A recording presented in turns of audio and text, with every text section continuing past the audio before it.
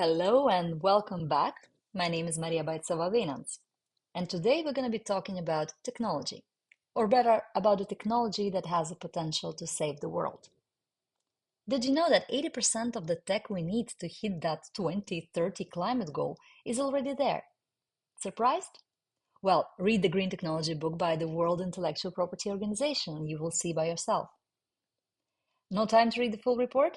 Read the executive summary. I will include both links in the description to this episode. Or, you know what? I actually have something even better for you. Here, listen to 12-minute podcast I've generated based on the report in NotebookLM. It's actually pretty cool and it captures all the main points of the report. So, shall we start? Hey everyone, and welcome back.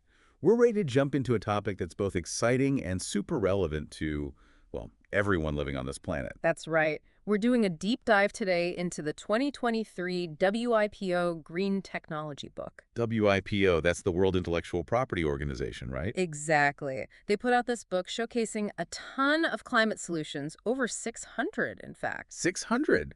That's incredible. But, what's the main takeaway? What's got you jazzed about this book? It's actually pretty hopeful, honestly. The book emphasizes that something like 80% of the tech we need to hit those 2030 climate goals is already out there. Seriously. Yeah. So we're not totally behind the eight ball. That's a relief. Right. It's not about waiting for some far-off invention. It's about implementing what we have now. Okay, but there's got to be a catch. There always is, right? What's the but here?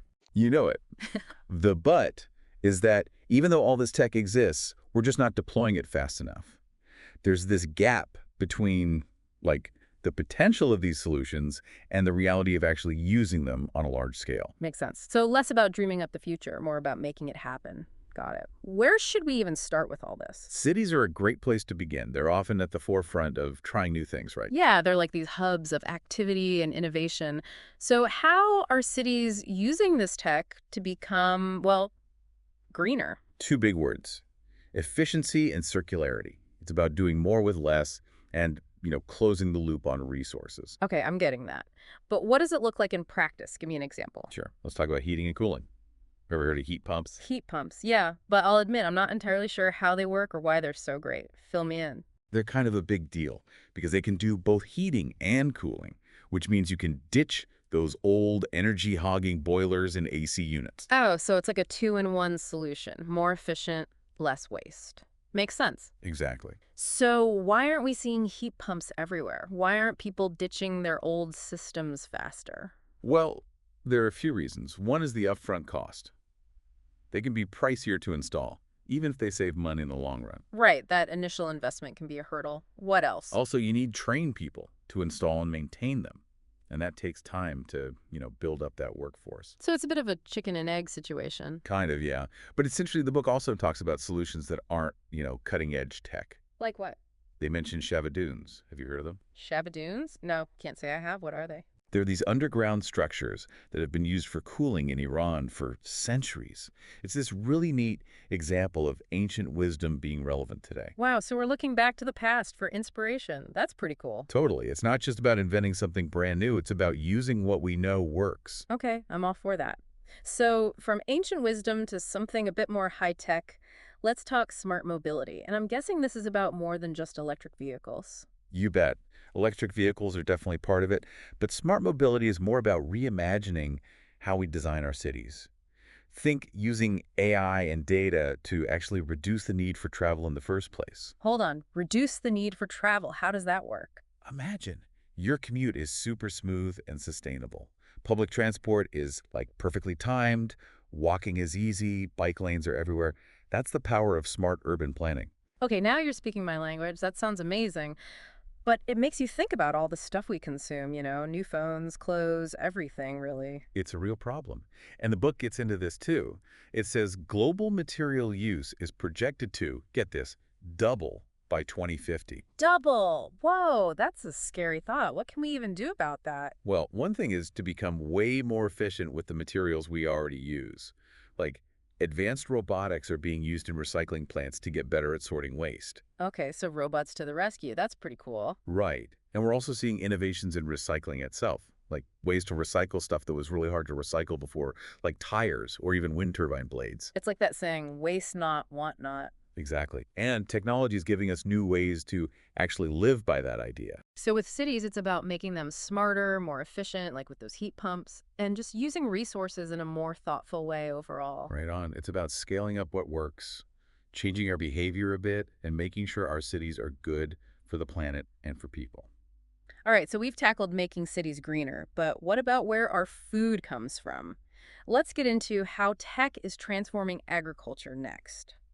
It's funny how this whole idea of efficiency in cities, it kind of connects to what's happening in agriculture too. Oh, how so? I'm all ears. Well, we often think of farms as Yeah. like these traditional systems, right? But technology is changing the game in a big way, making farming more sustainable. Okay, so what's the dirt on sustainable agriculture? What's the secret sauce? It all starts with the soil, believe it or not. The soil. Really? Yeah. Healthy soil is like this massive carbon sink. It can actually pull carbon out of the atmosphere. Wait, so it's not just trees that do that whole carbon capture thing? Nope. Soil plays a big role too. And there are technologies that are helping farmers, boost that natural carbon capture process even more. It's pretty amazing. Okay, now I need to know more. What kind of technologies are we talking about here? One example is this technique called no-till farming. It's been around for a while, but now it's getting a high-tech upgrade. No-till farming. Okay, I've heard the term, but give me a refresher. How does it work again? So instead of tilling or plowing the land, farmers plant seeds directly into the soil. It helps keep that carbon trapped in the ground. Got it. So where does the tech part come in? Well, with GPS-guided tractors and planters, farmers can be super precise with their no-till farming. Ah, so it's like old school wisdom meets modern tech. I like it. Exactly. But speaking of farming, what about rice? It's a staple food for so many people, but I've heard that rice paddies can be a big source of methane. Yeah, that's true. Rice paddies aren't exactly known for being environmentally friendly. Right, because they're flooded fields, they create this, like, perfect environment for those methane-producing bacteria to thrive. So are we doomed to have methane-filled rice paddies forever? Is there any way around that? Not at all. There are some really innovative solutions being developed. One is called alternate wetting and drying, or AWD. AWD, huh? Okay, what in the world is that? It's actually pretty simple. It involves periodically draining the rice paddies and then reflooding them. So basically, just giving the fields a bit of a break from being constantly flooded. Exactly. And that simple cycle of wetting and drying can significantly cut down on those methane emissions, something like 30 to 70%.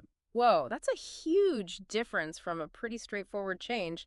It's incredible how we can take a staple crop like rice and make it way more climate friendly. I know, it's exciting. And it shows that innovation doesn't always have to be, super complicated. Sometimes the simplest solutions are the most effective. Totally. Speaking of food and innovation, we can't forget about the whole protein revolution that's going on. You're right. Plant-based meat alternatives are definitely having a moment, but there's a lot more happening in that space. Like what else is out there that we should know about? Well, beyond plant-based meats, the book also dives into the world of cultivated meat, which is meat grown from animal cells in a lab. Lab-grown meat. That still sounds kind of futuristic to me, to be honest. It does, doesn't it? Yeah. But it has the potential to be a game changer. We could drastically reduce the environmental impact of meat production. Think less land use, fewer greenhouse gases, and maybe even a future without factory farms. Okay, now that's a future I can get behind. But realistically, will people actually embrace these alternatives? I mean, lab-grown meat, it's a big ask for some people. It's definitely a big shift in thinking. The book even talks about some companies developing meat from insects. Insect meat. Okay, now that one might take some getting used to. But hey, if it's good for the planet, I'm willing to keep an open mind. That's the spirit. It's all about expanding our definition of sustainable food and being open to new possibilities. I love that. So we've covered making our cities greener, making agriculture more sustainable, and even rethinking the future of food. But what about those big industries that are often seen as the biggest polluters? Things like steel and cement production. You're right, we can't talk about a greener future without addressing those industries. They're essential, but they come with a heavy carbon footprint. They're definitely seen as the big polluters, but they're also crucial for, well, pretty much everything we build. So how do we even begin to make industries like that more sustainable? It's a huge challenge, no doubt. But there are some really innovative things happening. The WIPO book talks about green hydrogen as a real game changer, especially for the steel industry. Green hydrogen? Okay, I feel like I hear that term everywhere these days, but to be honest, I'm still a little fuzzy on what it actually is, what makes it green. So it's all about how it's made. Instead of using fossil fuels, green hydrogen is produced using renewable energy like solar or wind power. They use this process called electrolysis to split water into hydrogen and oxygen. So the whole process is powered by clean energy. Ah, okay. So no fossil fuels involved whatsoever. But how does that help with steel production specifically? Well, traditional steelmaking uses a lot of coke, which is a coal-based fuel and, a big CO2 culprit. Green hydrogen can actually replace coke in a key part of that process. So it's like swapping out a dirty fuel for a clean one. Got it. What about cement, though? Cement seems like, I don't know, it's everywhere. It feels like a much harder thing to make green. It definitely is tricky. Cement production is a major source of emissions. One of the biggest innovations right now is using substitutes for clinker. Clinker, I have no idea what that is. Sorry, it's a key ingredient in cement. But making clinker takes a ton of energy, so researchers and companies are looking at all kinds of materials that can be used instead. Things like fly ash, which is a byproduct of burning coal, slag, which comes from steel production, and even calcined clay. Wow, so it's about using waste products from other industries to make cement greener. That's really clever. Right. It's not always about inventing something totally new. It's about finding creative ways to use what we already have. That makes a lot of sense.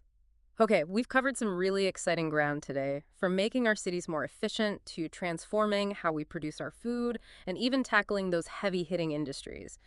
But this can't just be a thought experiment, right? What are some of the real-world roadblocks to actually making all of this happen? You're right. It's not as simple as just flipping a switch. I think funding is a big one. A lot of these technologies need a lot more investment to really take off. Right. It always seems to come back to money, doesn't it? It often does. But it's not just about money, of course. We also need to make sure that this transition to a greener future is fair for everyone. I mean, developing countries are often hit hardest by climate change, but they might not have the resources to implement these new technologies without help. Yeah, it's a complex issue for sure. But I do feel hopeful after this deep dive into the WIPO Green Technology book. It shows us that the solutions are out there. We don't have to wait around for some magical invention. We already have so many of the tools we need. I completely agree. It's a call to action, really. It's about taking what we know works and, actually putting it into practice. And that brings us to the big question for our listeners. What role will you play in all of this? Will you be part of the solution? The power is in our hands. This book reminds us that we can choose a more sustainable path forward, starting right now. And on that note, thank you all so much for joining us for this incredible deep dive into the world of green technology. We hope you're feeling inspired to learn more and get involved. Until next time, stay curious and let's all do our part to build a brighter future.